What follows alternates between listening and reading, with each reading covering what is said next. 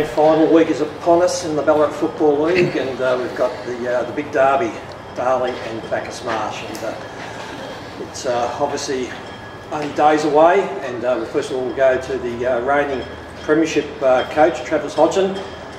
Second year with the Cobras, second grand final. Couldn't expect any more at this point. No, it's been a good run to this point, so what happens on Saturday will obviously make a big difference to how we feel about it. What's the situation with selection? You've had some issues with injuries over the past few weeks, and obviously Trent England hamstring and Kane White were a couple that suffered injuries the last time you met Darley. Yeah, White's had his ACL confirmed as an ACL, so unfortunately for Kane he's going to miss probably most of next year as well as the rest of this one, which is really disappointing for him. But and Trent England, Trent's actually trained Tuesday and going to put his hand up Thursday, but from my point of view I'd say outside chance, pretty unlikely. 14 days off a hammy, and we all know what happened last time we took him 14 days off a hammy. He lasted 15 minutes, so that's our selection set up. The other one that potentially could come in is Blake Graham, who played in the reserves at Darley Park last time and played in a different game last week, would have played for us, so we'll consider him at selection. Follow on, Reece McNay, obviously maybe a suspected concussion after the weekend. How's he gone? Yeah, Reece is fine, trained well last night and will play. Okay, well Heath, first year in charge of Darley, and obviously to make the grand final, it would have been probably your target at the start of the year. Certainly, we've worked hard since mid-November, and that was our goal. The club was disappointed in sort of bombing out early in finals last year, coming off a successful year the year before. So we felt like we had a good list, and I wanted to make sure that we implemented the game style I felt would be competitive in finals footy, and we were able to play in the grand final this week, which is good. Selection issues, obviously. In the second semi-final, when you demolished the Cobras, you had Dane Grenfell out with a hamstring, Tom Evans with an ankle, and Chris Graham was unavailable. Dane played in the reserves. Looks like he got through. How are those three shaping up? Yeah, Dane did. So he sort of hurt his hamstring on the Thursday, and it was only a real light one. And it was a big loss, but fortunately we covered him the last game. He got through the game on the weekend. We gave him basically an ultimatum. He needed to get through last week's game to put his hand up for this week. I wasn't going to take him in with a bit of an unknown. He got through that well, so he'll come into contention, and his form in the back half of the season's been great for us. Tom was a late withdrawal as well, as was Chris. All three were on game day actually, so they've been important players all year and be right up in selection and a fair chance to come in. But when we have a performance like we did and everyone played their role, it's going to be difficult. So I still haven't made up my exact mind on who will come in and who will go out, but that'll be confirmed tomorrow night. Those are the only three that'll be in contention. Travis, just back to you, mate. Scotty Sherlock obviously came back into the fold. How did he pull up after the week? Yeah, terrific. He made a big difference, obviously, too, for anyone that was there, but he's probably could have played a week earlier. He was touch and go as to whether or not he played in that first final. We decided that he's very professional, and the smart thing to do with him was to give it one more week, and he bounced back, probably played his best footy, as good as he played all year on Saturday, and was pulled up terrific. Trained really well last night. And first glimpse of the ground, mate. What do you think it's looking like out there today? Yeah, it's good, isn't it? We actually played up here during the year against North Ballarat, but couldn't really move around much here, but it's in terrific nick, and it's probably a real privilege for us to play our comp final here. And obviously coming off the win against Lake Wendouree, did you take a bit of confidence going into Darley? I mean, obviously you had the tough loss 2 weeks ago, but bouncing back strongly and going into this game.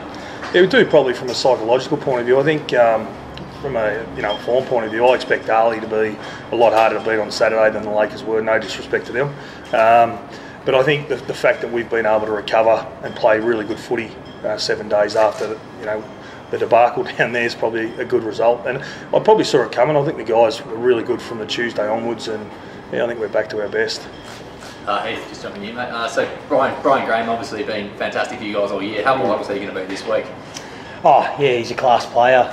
He's one of the better players I've seen play local football. So he's very important. But I think the strength of our side, much like Bacchus Marsh and Travis has mentioned before, is evenness. We've got quality players across all lines. So yes, he's an important player, but one of many.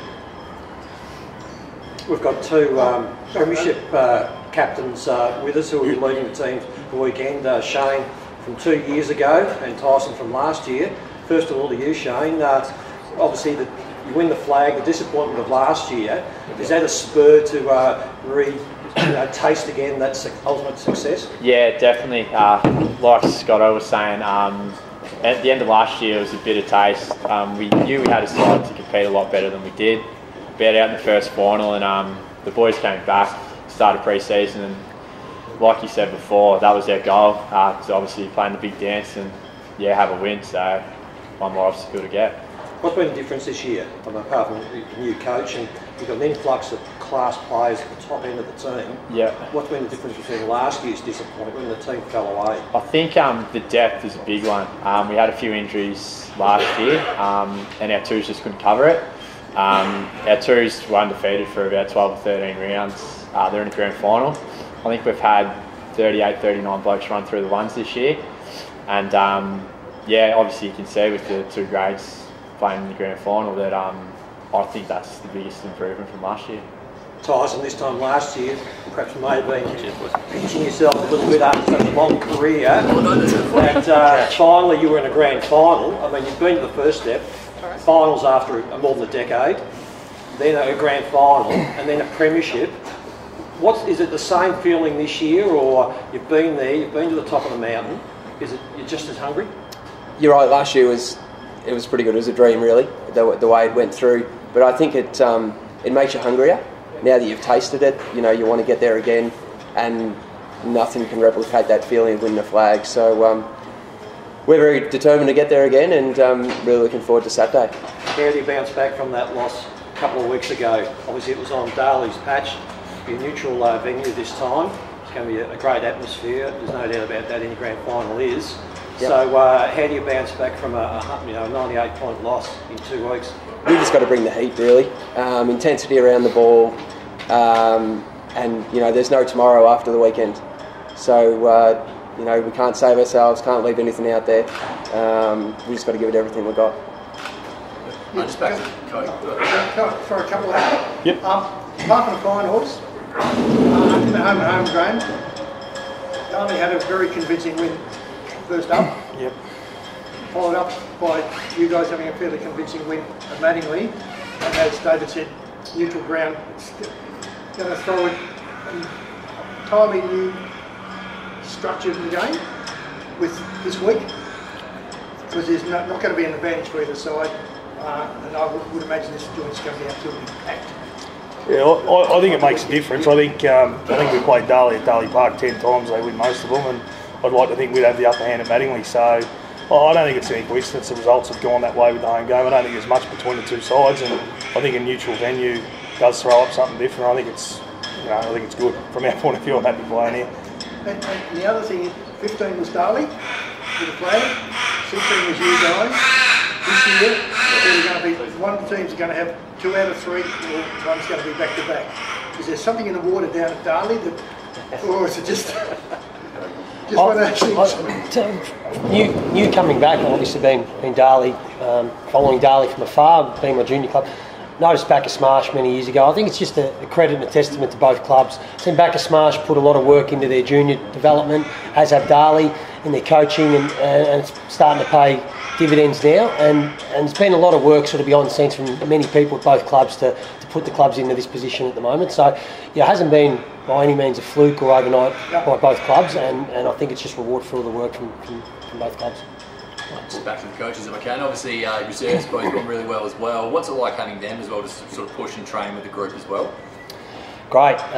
You've got the full list to pick from. Everyone's excited. And they've all been working hard. So look, having it consistent and things being operating as per usual is important as well, I think. So, we've got 2 grades of footy in, both have an opportunity now. So even from selection, blokes who do miss out, when I talked about before how hard it is, they've got a chance to play in a flag as well. So, it's great for the club, great for the town, both clubs. So it's been fantastic.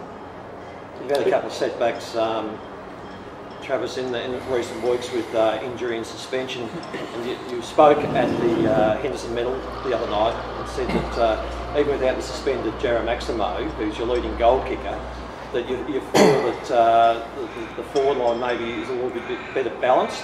Could you go into a bit on that? You probably think I'm trying to sell you something there, don't you? But no, I do. Look, Maximo's kicked 52. think Spiteri's got 37. I think Maximow's obviously not there on the weekend, but we've got what I see as one of Darley's strengths, and I see it as ours now too, is that we're pretty unpredictable inside 50 as to who the ball goes to. They've got 5 players that have kicked between 15 and 35 goals. We've got 5 players in that bracket as well. So you play a Lake Wendouree, for example, with a Lucas Anderson, it's a fair chance the footy's going to him. I just think as a coach, it's easy to plan for and easy to prepare for. I don't know who their entries are going to. Obviously, they've got 5 blokes that average between 1 and 2 goals a game. We've got the same.